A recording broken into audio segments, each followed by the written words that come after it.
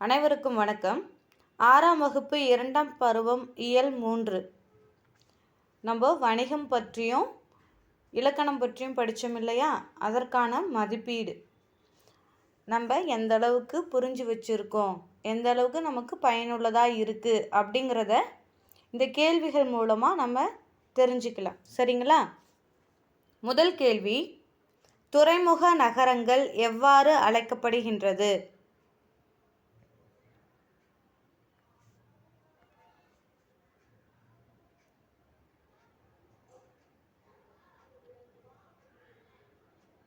இதற்கான பதில் option C இரண்டும். பட்டினம், பாக்கம். சொன்னோம் இல்லையா, கப்பல் நிற்கும் இடம் துறைமுகம்னு சொல்வோம். இந்த துறைமுகத்துக்கு பக்கத்தில் இருக்கிற நகரங்களை பட்டினம், பாக்கம்னு பெயரிட்டு அழைக்கிறோம். சரிங்களா? அடுத்ததாக பாருங்க, தமிழ்நாட்டின் தலைச்சிறந்த துறைமுகம்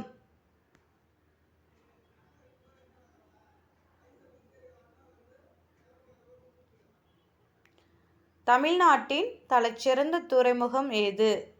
இதற்கான பதில் ஆப்ஷன் பி பூம்புகார்.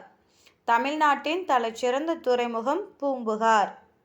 மூன்றாவது கேள்வி பாருங்க, பாலோடு வந்து கூலோடு பெயரும் இடம்பெற்ற இலக்கியம்.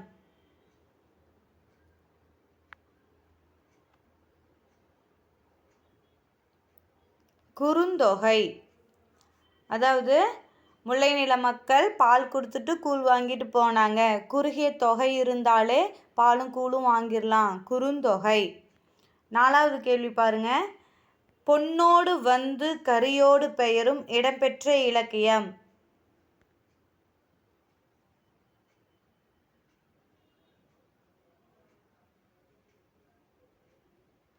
இதற்கான பதில் அகநானூறு. பொன்னும் சரி கரியும் சரி கொஞ்சம் விலை அதிகம் அகநானூறு. அதாவது யவனர்கள், ரோமர்களையும் கிரேக்கர்களையும் யவனர்னு சொல்லுவோம். அவங்க தங்கத்தை கொண்டு வந்து கொடுத்துட்டு கரினா மிளகு வாங்கிட்டு போனாங்க அப்படின்னு நம்ம படித்தோம் இல்லையா? அடுத்தது பாருங்க, குதிரைகள் எங்கிருந்து இறக்குமதி செய்யப்பட்டன?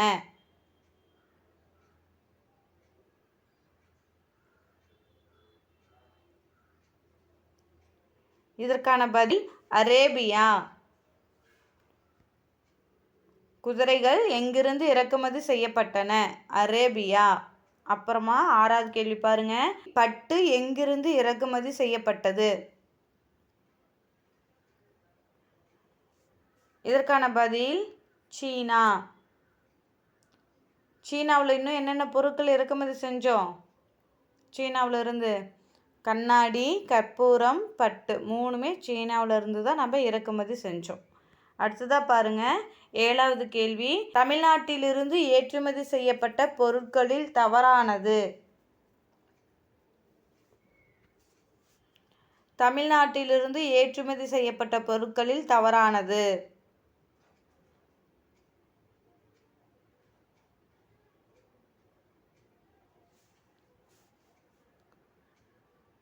இதற்கான பதில் கற்பூரம். தமிழ்நாட்டிலிருந்து ஏற்றுமதி செய்யப்பட்ட பொருட்களில் தவறானது கற்பூரம். முன்னே படித்தோம் இல்லையா? சீன நாட்டிலிருந்து தான் கண்ணாடி, பட்டு, கற்பூரம் இறக்குமதி செஞ்சோம். இவங்க என்ன கேட்குறாங்கன்னா, தமிழ்நாட்டிலிருந்து ஏற்றுமதி செய்யப்பட்ட பொருட்களில் கற்பூரம் தவறானது. சரிங்களா? இன்னும் நம்ம தமிழ்நாட்டிலிருந்து என்னென்ன பொருட்கள் ஏற்றுமதி செஞ்சோம்? சந்தனம், தேக்கு வாசனை பொருட்கள் 2, மயில் தோகை அலங்கார பொருள் அது 1, அப்புறம் உணவுப் பொருள் மருத்துவ பொருளாக இருக்கிற அரிசி, இஞ்சி, மிளகு. சரிங்களா? அடுத்தது பாருங்க, எட்டாவது கேள்வி, நடுவு நின்ற நன்னெஞ்சினார் இடம்பெற்ற இலக்கியம்.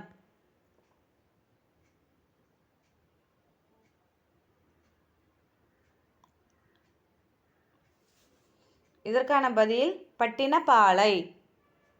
நம்ம சொன்னோம் இல்லையா, நடுவு நின்ற நன்னெஞ்சினார் இடம்பெற்ற இலக்கியம் பட்டினப்பாலை. நடுவர் பட்டிமன்றத்தில் நடுநிலையாக நின்று தான் பேசுவார். பட்டிமன்றம் பட்டினப்பாலை. ஒன்பதாவது கேள்வி பாருங்க, வீட்டு பயன்பாட்டிற்கு பொருள் வாங்குவோர்.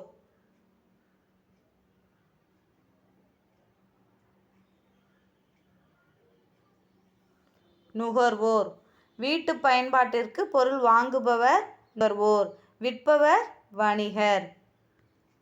10வது கேள்வி பாருங்க. பண்டம் கூட்டல் மாற்று சேர்த்தெழுதுக.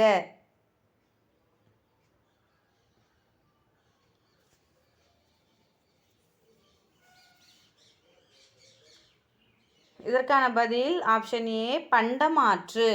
பண்டம் கூட்டல் மாற்று சேர்த்தெழுதுக. இதற்கான பதில் பண்டமாற்று. 11வது கேள்வி பாருங்க. மின்னணு பிரித்தெழுதுக.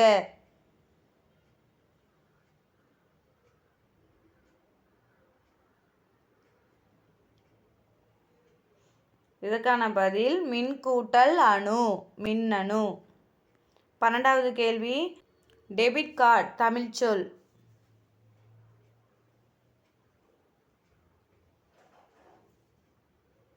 இதற்கு பதில் பற்று அட்டை. 13வது கேள்வி. ஆன்லைன் ஷாப்பிங் தமிழ் சொல்.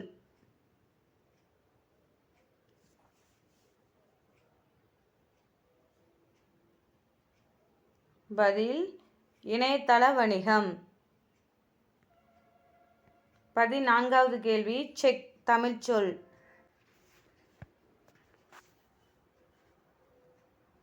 காசோலை. 15வது கேள்வி. வினா எழுத்துக்களில் தவறானது எது?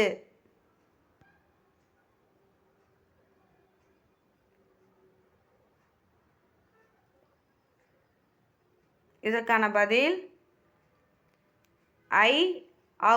நம்ம வினா எழுத்துக்கள்னா 5 எழுத்துக்கள் சொல்லியிருந்தோம் இல்லையா? ஏ, ஏ, ஆ, ஓ, யா. இதில் இல்லாதது எது? ஐ, ஔ. அப்போ இதுதான் தவறான சொல். 16வது கேள்வி பாருங்க.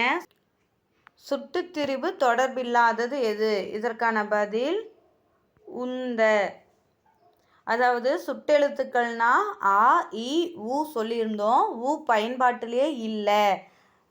ஆ, ஈங்கிற எழுத்துக்கள் மாற்றம் பெற்று அந்த இந்தன் வந்துச்சுன்னு படித்தோம் இல்லையா? அப்போ உந்தங்கிறது சுட்டுத்திரிபில் தொடர்பில்லாதது. 17வது கேள்வி. அண்மை சுட்டுக்குரிய எழுத்து எது?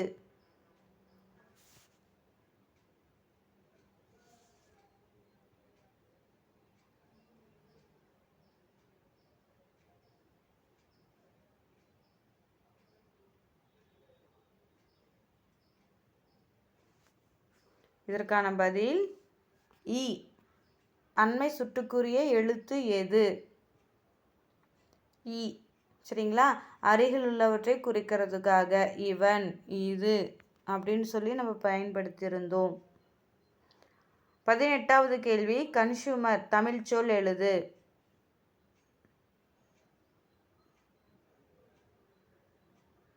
இதற்கான பதில் நுகர்வோர்.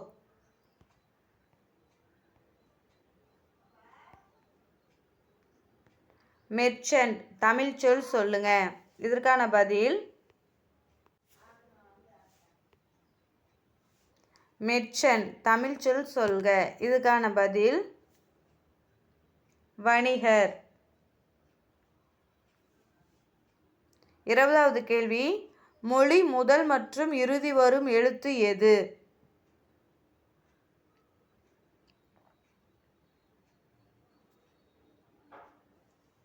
இதற்கான பதில் ஆப்ஷன் ஏ, ஏ.